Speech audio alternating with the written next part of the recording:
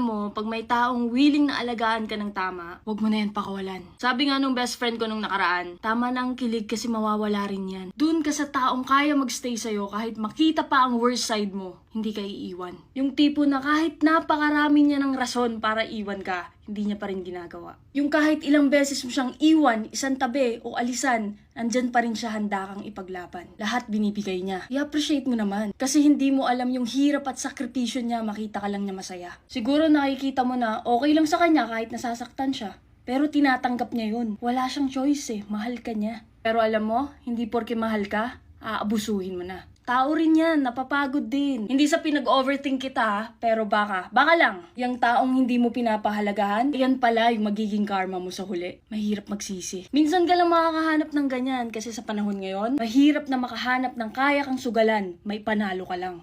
Okay lang sa kanya kahit siya yung dihado. Maparamdam lang sa'yo yung totoong pagmamahal. Pero sabi nga nila, you will never find the same person twice. Not even in the same person. Kaya pag yan napagod na, di ka na makakahanap ng tulad niya. Kaya hanggat maaga, hanggat andyan pa, pahalagaan mo na. Huwag mo na antaying mapagod pa siya hanggang sa ma-realize mo na, ay, huli na pala.